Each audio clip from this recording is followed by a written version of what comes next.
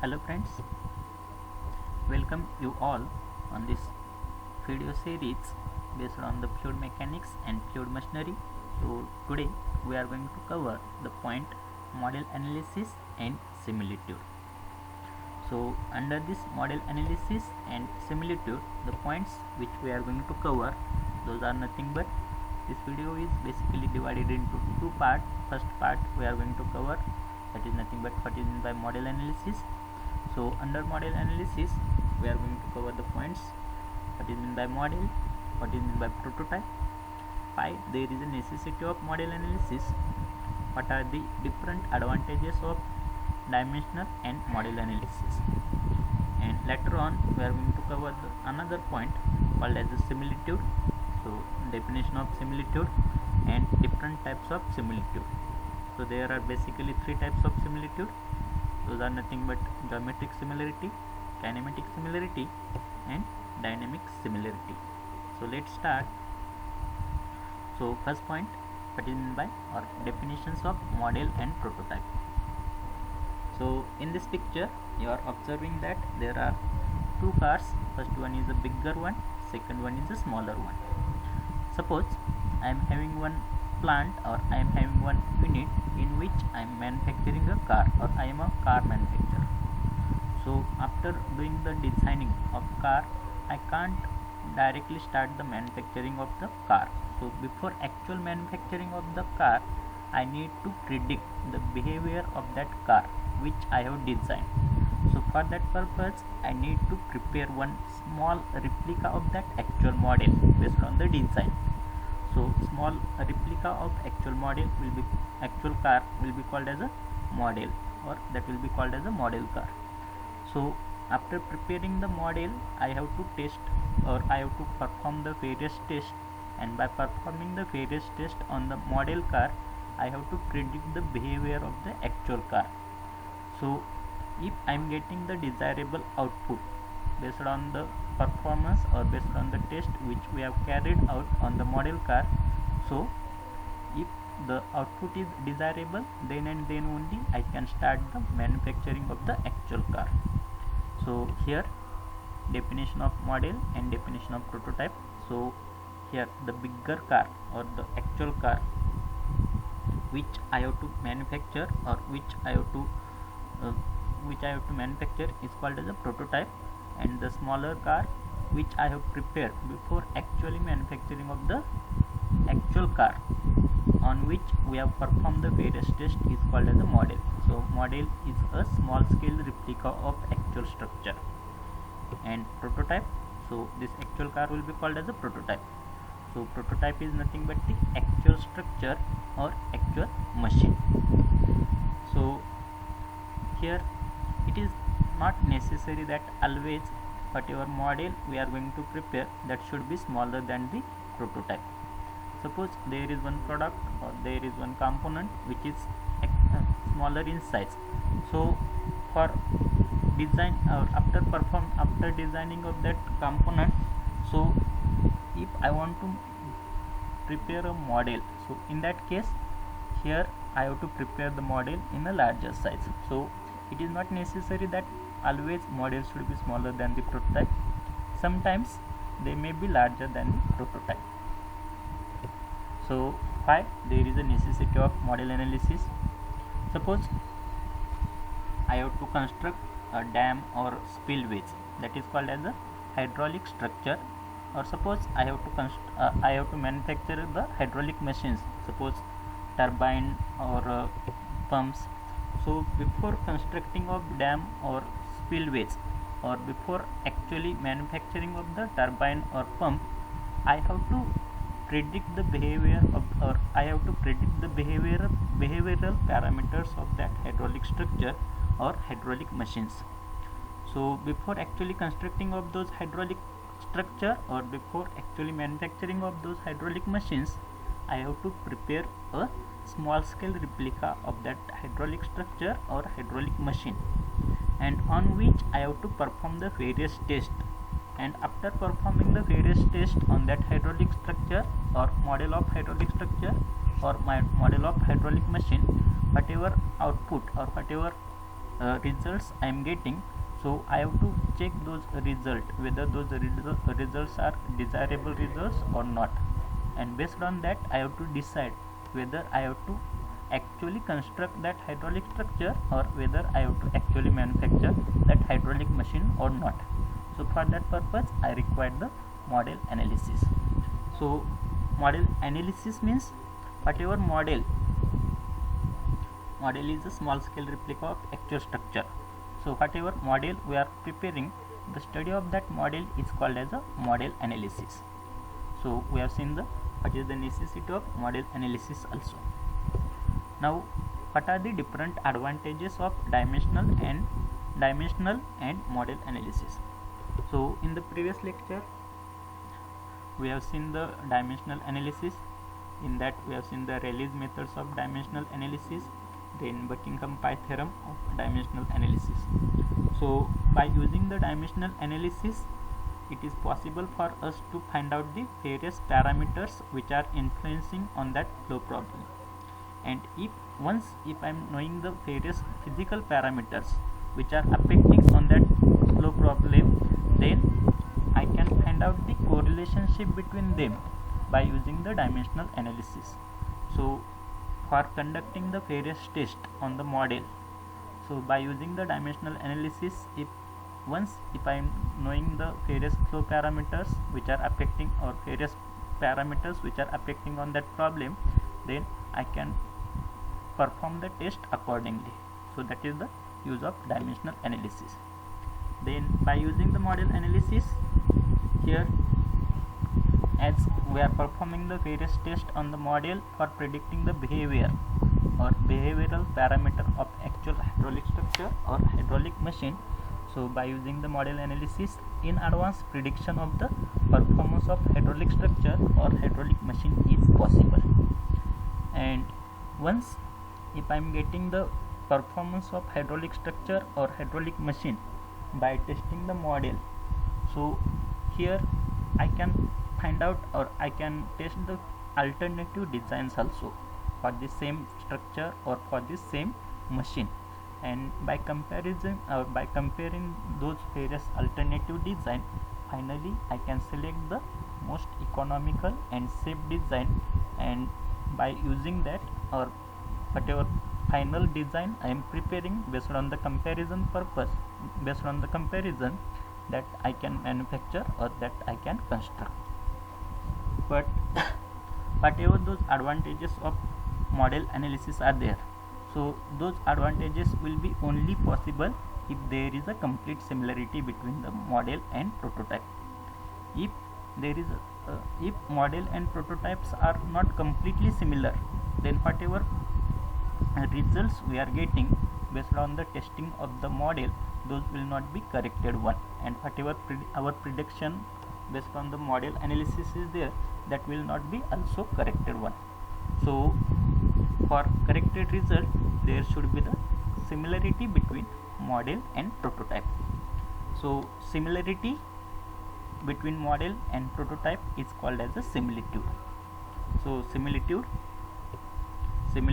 is defined as a similarity between model and its prototype in every respect.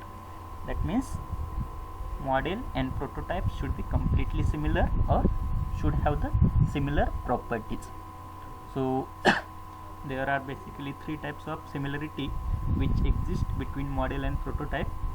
First similarity is called as the geometric similarity, second one is called as a kinematic similarity, and third one is called as a dynamic similarity. So first of all, geometric similarity. So as the name itself indicates, geometric similarity, that means there is a similarity of shape or similarity of geometry between model and its prototype. So here in this picture, suppose this one is the actual component, so that will be called as a prototype. And if I want to manufacture this actual component, so before actually manufacturing of that actual component, I have to prepare one model. So here I have prepared one model. Suppose this is a fluid flow which is surrounding to that actual prototype or actual product called as a prototype. Suppose that prototype is having the diameter as a D, length as a L, area as a or volume as a V. So here whatever model I am preparing, that model will also have the dm as a diameter, lm as a length, am or vm as a area or volume. Then here whatever fluid is there surrounding to that prototype, that fluid will have the velocity as well as acceleration at various points. So here velocity component, acceleration component at various points in the prototype. Here also in the model velocity component, then acceleration component at the corresponding point in the model. Also, as that fluid is flowing surrounding to that prototype, that will act the various forces on that prototype. So here those are indicated or those are shown here. So same forces will be acting at the corresponding points in the model also. So here in case of geometric similarity, we are going to say that there is a geometric similarity between model and prototype if the ratio of corresponding linear dimensions, linear dimension means diameter, length, then area, volume, width of prototype as well as length. So if the ratio of corresponding linear dimensions in the model and prototype are equal, then and then only we are going to say that there is a geometric similarity between model and its prototype. So here that means if I am saying LP is a length of prototype, LM as a length of model. So LP upon LM should be equal to, if I am saying DP as a diameter of prototype, DM as a diameter of model should be equal to DP upon DM. If I am saying BP as a width of prototype and BM as a width of model, so that should be equal to BP upon BM, which should be equal to LR, that is called as a scale ratio. The same thing will be exist in case of area as well as volume. That means if I am saying AP as a area of prototype and AM as a area of model, then ratio of AP upon AM should be equal to LR square. Or in case of volume, if I am saying PP as a volume of that prototype and VM as a volume of that model, then PP upon VM, that should be equal to LR raised to 3, that is scalar ratio raised to 3. Then and then only I am going to say that there is a geometric similarity between model and prototype. Then second point is kinematic similarity. So kinematic similarity means similarity of motion. Similarity of motion means whatever fluid is flowing surrounding to that model as well as prototype, that fluid is having the value of velocities as well as value of acceleration at the various point. So if there is a similarity between the motion, means whatever velocity and acceleration components are there at the corresponding points in the model and prototype, if those velocity and acceleration component are in the same ratio, then I am going to say that the kinematic similarity exists between model and prototype. So kinematic similarity is said to exist between model and prototype if the ratio of velocities and acceleration at the corresponding points in the model and prototypes are equal. So if I am saying Vp1 as a velocity at point number 1 in the prototype and Vm1 as a velocity at point number 1, corresponding point number 1 in the model, is equal to Vp2 upon Vm2. Velocity in the prototype and model at the point number 2 is equal to Vr, that is nothing but velocity ratio.